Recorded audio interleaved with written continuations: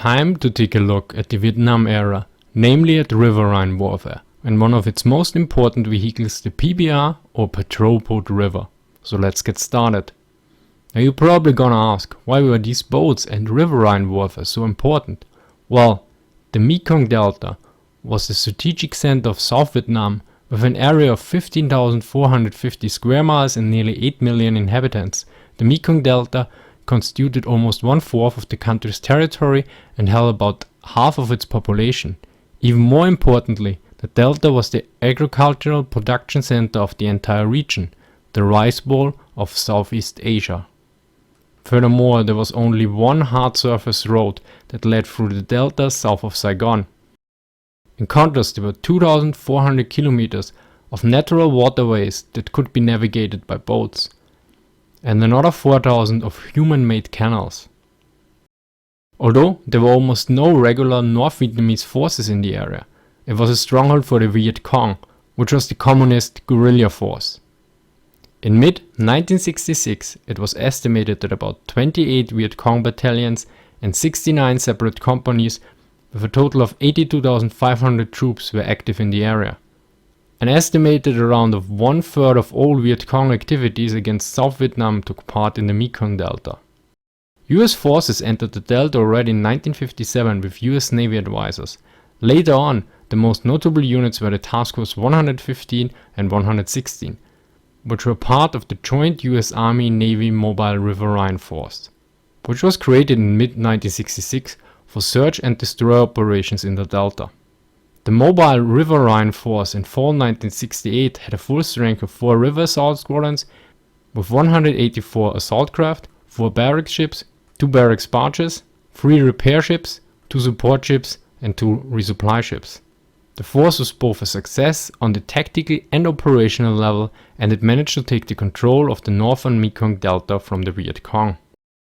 Now the climate and environment in Vietnam and in the Mekong Delta had its own special challenges. The amount of salt in the water in some areas was enough to produce significant corrosion, for instance on the links of machine gun belts. Furthermore, operations needed to take account of tides, water depth obstructions, bridge clearances and other elements. Additionally, the wet and marshy climate was quite unsuited for ground troops that usually encounter various foot problems and diseases that increased significantly after just 2 days of continuous land operations. Now let's take a look at the PBR, which was the principal fighting vessel of the River Patrol Force. The PBR design was based on a commercial vessel. The prototype was constructed in 2 weeks. This intense workload probably caused the death of Willis Slane, who was the president of the company that built the prototype. The styrofoam-filled fiberglass hull proved durable in combat, and fiberglass, unlike metal, does not rust. Additionally, if hit, there were no deadly shrapnel that could injure crew members. Furthermore, shaped charges often failed to trigger when they hit the hull, and just passed through the boat without causing critical damage. Another important aspect of the PBR was that it used water jets instead of propellers.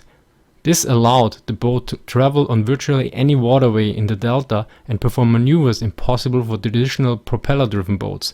A PBR could run over a sandbar or beach itself on dry land without damaging the propulsion system, and could stop or turn 180 degrees in its own length.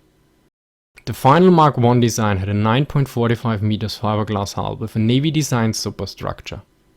The boat was powered by Twin General Motors diesel engines. For navigation and target detection it had a Raytheon Pathfinder radar. For communications it was equipped with 2 radios, and with a full load the boat weighed around 6,600 kg. And theoretically it should have reached a speed about 25 knots, although some sources note that it was more like 20 knots. The original cost for one boat was $75,000. This is $547,000 in 2014 dollars. The crew consists of 4 enlisted soldiers, a boat captain, an engine man, a gunner's mate and a seaman. These crewmen were usually armed with all kinds of small arms like M16 assault rifles, shotguns, grenade launchers, light armor, sidearms, etc. The main armament consists of a twin 50 cal in a turret at the front and a single 30 cal in the rear that was later replaced into a 50 cal. Additionally, an M60 machine gun on the one side and a 40mm grenade launcher on the other side. Although one source states that the M60 and grenade launcher were added on the Mark II variant. Generally, there seems to be no real consensus on the exact armament, and I suspect that most units highly adapted their weapons and loadouts. Others don't really distinguish between the Mark I and Mark II PBRs. Nevertheless, let's take a look at the later. The Mark II was improved in several ways. It was large and had a length of 9.75 meters. Because the hull of the MK was often damaged by docking with sampans, the Mark II received aluminum gunwales. A gunwale is the top edge of the side of a boat, so basically a side bumper for boats. The jet pumps were improved and the engines upgraded, which improved their performance and reduced their sound output. Furthermore, it could now reach a max speed of around 30 knots. Of course, the crews modified their boats during operations, like removing engine covers and other unessential equipment. Some reduced the amount of fuel and ammo carried, because they thought speed is the best protection, and that in case of an extensive firefight they could call in the helicopters for close air support, the so-called Sea Wolves. Of course, the PBR was not perfect. The Mark I boats never reached the trial speed of 25 knots according to some sources.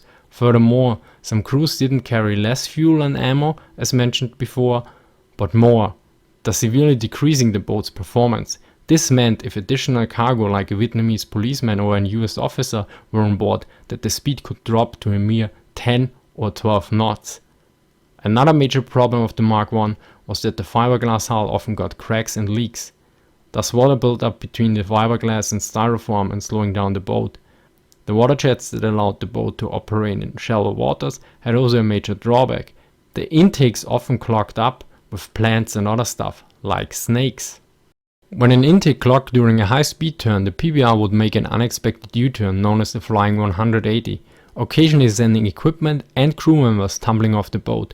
To prevent such mishaps, boat captains had the crew clean their intakes once or twice per patrol, depending on the amount of flotsam on the river.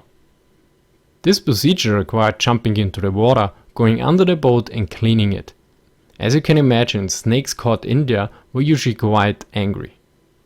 In short, PBRs combine a high maneuverability with lots of firepower, but once the boats moved close towards the shore, these advantages were reduced significantly. Especially narrow canals were a threat to the PBRs. Like with any weapon, proper usage is essential for its effectiveness in war, so let's take a look at some operational basics next.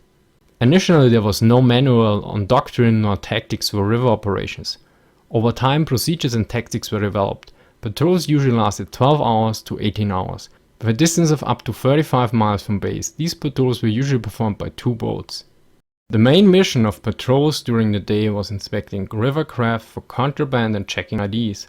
One PBR would approach a contact at an angle, which allowed all weapons to concentrate on the target, and the crew would conduct the search while the other PBR stood at a distance to provide cover. All searches were to be conducted midstreams, as far from the shoreline as possible. Patrols were performed at random to minimize the chance for ambushes and evasion of the enemy. During a patrol, PBRs identified vessels, determined their intent, and detained people if necessary. If a vessel tried to evade, warning shots should be issued. If this was to no avail, the crew was allowed to perform direct fire. If a PBR was fired upon, the crew was authorized to return fire immediately. The staff officers who devised the operation order understood the counterinsurgency nature of Game Warden mission and wanted to avoid alienating the local populace through the use of excessive force. Nevertheless, the inherent conservatism of these rules of engagement often put the PBR crews at a distinct disadvantage in combat. Patrols were performed during the day and also at night. Since there was curfew in effect during the night, the rules of engagement were different. And since curfew is quite an odd word for all non-native speakers, it is a regulation that requires people to stay indoors at specified hours. Thus some sailors preferred a nighttime patrol, because in this case they had a larger authority. They weren't allowed to just open fire, but could radio for permission to fire without preliminary action. On a larger scale, the boats were organized in boat river sections of 10 boats each, later also called divisions. These units were based ashore and afloat. There were also supporting elements like helicopter attack squadrons and later on also fixed-wing aircraft that solved the gap between slow helicopters and relatively inaccurate jets for close air support. Now for the final part, let's take a look at the crews of the PBRs. They were distinctive in many ways. In no other Navy command or ship were enlisted soldiers given so much responsibility. Every crew member cross-trained to perform every role on the boat, and during combat everyone was a gunner. For enlisted men accustomed to performing highly specialized work on large ships, the jack-of-all-trades nature of the PBR experience made them feel like sailors of yesteryear. The experience of patrolling Vietnam on a boat with 3 other men surrounded by enemies probably led to strong forms of camaraderie, but I also read this quite often about many different services and special units. Thus a little bit of skepticism is usually advised, although one African American shipmate claimed that many years later that it was the only assignment in his entire Navy career where he did not experience some form of racism, and I'm pretty sure he didn't refer to cultural appropriation. The initial training for crews was performed by the Amphibious Training Command in the United States. Some of the instructors were Navy advisors and SEALs that served in South Vietnam before. The training included small arms, crew-served weapons, signaling, radios and other aspects. The most grueling part was the training in survival, evasion, resistance and escape. In 1966 the training was shifted to an environment in the United States that was more similar to that of South Vietnam, and the Naval Inshore Operation Training Center was established the following year. There was now a training focused on river patrol and river assault, which lasted 11 weeks. The training included counterinsurgency, Viet Cong doctrine, small boat operations, assault tactics, survival joint warfare and army training. Finally, the last parts of the training were performed in Vietnam, but this could also be cut short when units were needed for operations. To finish this up, Riverine Warfare in the Mekong Delta was crucial and also successfully performed by US forces in the Vietnam War. A mainstay during these operations were the patrols performed by the PBRs, which was an off-the-shelf product adapted for military purposes, and it fared very well, or as the veteran and author Tom Cutler states, "Born in an atmosphere of urgency and tested under actual combat conditions, the PBR could have been a disaster. Instead it proved to be a fierce little combatant that accomplished its mission." Besides the footage shown in this video, there's also a great movie out there that features a PBR in quite many scenes, Apocalypse Now. If you're interested, make sure that you watch the extended version, which is called Apocalypse Now Redux. Thank you for watching, please like, comment, share and subscribe, and see you next time.